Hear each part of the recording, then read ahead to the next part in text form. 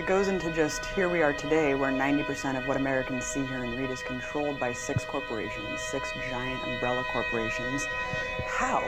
How does this function? You've called it a cartel because it seems like every single outlet echoes the exact same narrative and pro-US bias. Yes, that's right. You know, for a long time I used to think that what's happened to the media is entirely a matter of, runaway deregulation, too much concentration of power, too few independent voices, too little broadcast regulation, and so on. And I think that has a great deal to do with it. But I now realize that there's another factor that has to be considered as well, and that is the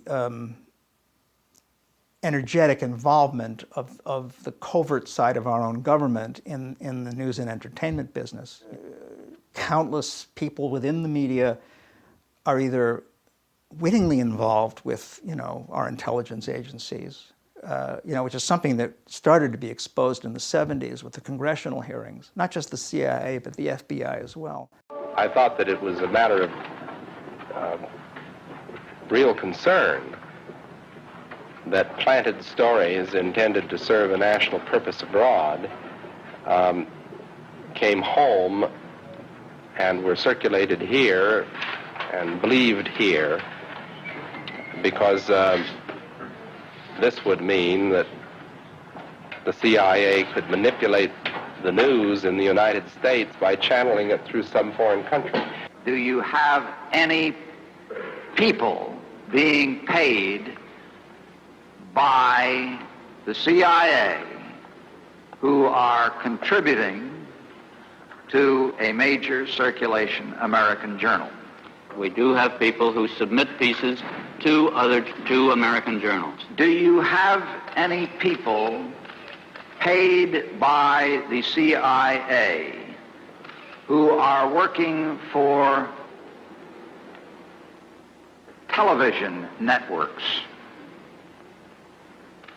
This, I think, gets into the kind of getting into the details, Mr. Chairman, that I'd like to get into in executive session.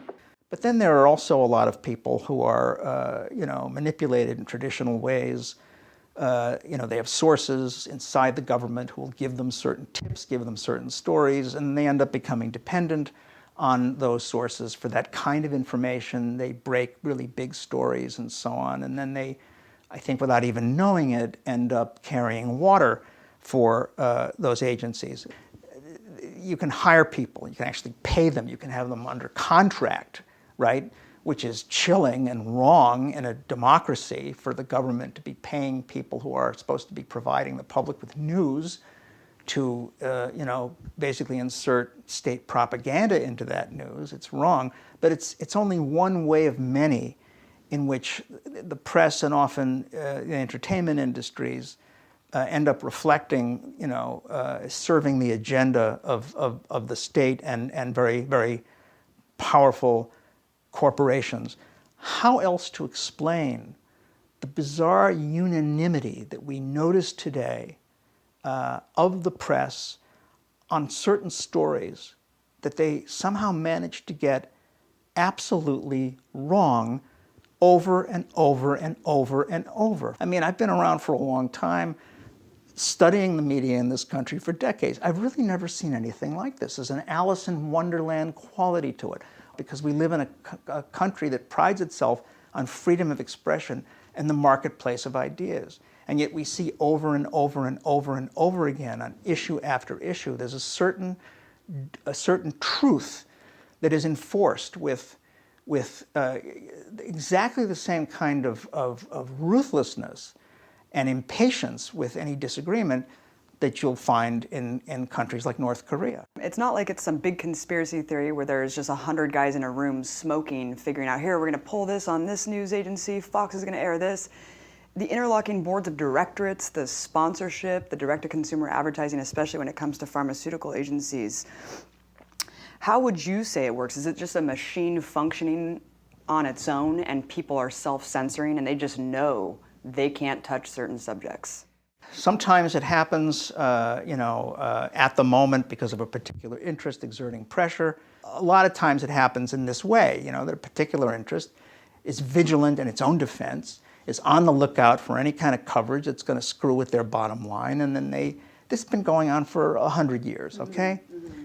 But, you know, you raised a really important point at the end of your question about self-censorship, right?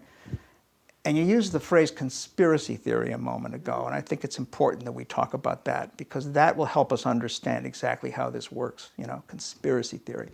People like me, people like you, are often, you know, dismissed, ridiculed, derided as conspiracy theorists. And this has become especially urgent and kind of vehement recently, where David Cameron of Britain actually said twice that conspiracy theorists are as dangerous as ISIS. We must be clear. To defeat the ideology of extremism, we need to deal with all forms of extremism, not just violent extremism. And after the Charlie Hebdo thing, Francois Hollande came out and said they were actually going to come up with legislation to make conspiracy theory illegal, okay? His notion of conspiracy theory was a weird jumble of, you know, anti-Semitic fantasies and, you know, 9/11 truth and people questioning vaccines and, you know, fans of Putin, fans of Chavez. It was a kind of grab bag of forbidden topics, you know what I mean? But actually, to make it illegal, right? Conspiracy theory illegal? Well, you know, when we hear this kind of hysterical attack on what they call conspiracy theory, we have to ask ourselves, what exactly is that? Where did that come from? What do they mean, you know? And having been myself kind of marginalized as a conspiracy theorist right after I came out with my book on election fraud, Fooled Again, 2005, I became very interested in this question, you know, since when are we worried about something called conspiracy theory? Well, the answer to the question is that the notion of conspiracy theory, you know, that meme was pretty much non-existent in American journalism until the late 60s. If you go back and look into the archives of the New York Times, the Washington Post, and you type in conspiracy theory, you'll find very few examples. And the examples you will find are very inconsistent. The phrase is used in many different ways. Starting in 1967, there's a change. And this has everything to do with the fact that it was in the spring of 1967 that the CIA sent a memo out to all station chiefs worldwide, alerting them to the fact that there had just been published a number of books attacking the Warren Commission report. The memo defends the Warren Commission report and urges the station chiefs for the CIA all over the world to use their propaganda assets and friends in the media to discredit the work of these authors wherever possible. From that moment on, we find conspiracy theory popping up more and more often, used over and over and over and over again, and always in the same way, okay? It's always used, or almost always used, to attack people who are raising questions about state crimes, okay? So it's the Kennedy assassination, or the Bobby Kennedy assassination, or the King assassination. It's Iran-Contra, you know? It's election fraud. I hate the way that the language has been hijacked to the point where you can't even talk about real open conspiracies that are documented. You can talk about a couple conspiring to kill their child. You can't talk about Wall Street conspiring or financial institutions conspiring to rig currency markets, which we know just happened. I mean, these conspiracies are off limits. That's right. Let's talk about going back to the media in terms of, you know, it wasn't just that they were complicit in selling the Iraq War. It's every war. It's every issue. Doubling down on U.S. militarism and basically neoliberal doctrine. Every time there's anything going on, there's just this slew of military generals on TV and also in these alt publications and online journals and such. It's just bizarre. It's like, how did that play out? Yeah, just a few cranks out there in the world of alternative journalism will raise questions about the propriety of having all these generals appear as talking heads to bless the latest military adventure, and they're always on the boards of the big defense contractors. This is how propaganda works, right? It gets worked into the language that we all use. Yeah. Defense. It's not defense, you know. But yeah, absolutely. They're all basically singing from the same sheet music, you know. And this has been increasing, intensifying, tightening up since the 70s, where there was a brief moment of a kind of uncertainty and division, you know, a response to the Vietnam War, which divided the elites, you know. There was a moment when, I mean, Watergate, of course, enabled people to take a skeptical view of executive power, and the CIA was under fire to some extent, you know, being investigated by Congress. There was a moment there in the middle of that decade when there was a window kind of cracked open, you know. And that window was quickly slammed shut by the late 70s. And then the so-called Reagan Revolution kind of settled our hash for a very, very long time. But I do think, again, you know, and not just using my own students as an example, but you know, young people generally, the Black Lives Matter movement, Occupy, you know, these disparate rebellions suggest, as inequality becomes more and more egregious and obvious and destructive, as austerity measures become more and more lethal, you know, people are, you know, moving their way towards saying no to things that they hadn't even really thought about just a few years ago. You know, Bernays, of course, existed at a time where there were multiple empires competing. You mentioned that manufacturing public consent went as back as Napoleon. Now that there's one dominant military hegemon, you talked about how the U.S. has perfected what Bernays started, but what is the relationship today between maintaining empire and the propaganda model?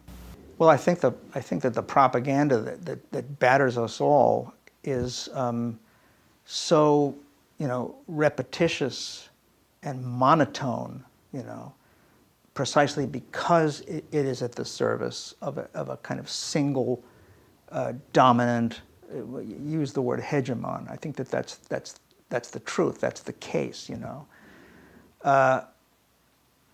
All of our wars or all of our warlike behaviors, you know, as a nation, seem to be devoted to wiping out any kind of opposition to or divergence from the neoliberal program, you know. I mean, they've pretty much done away with a lot of the liberationist movements, you know, that were pretty frisky in the 70s and into the 80s. But we do see them going after Venezuela, for example, which is a kind of aftershock from that long struggle against the left. But the attacks on, you know, regimes that are not leftist in any real progressive sense, you know, like Saddam Hussein's Iraq or Gaddafi's Libya or Assad's Syria, are part of this kind of blind push to wipe out all resistance, to create a perfect Pax Americana.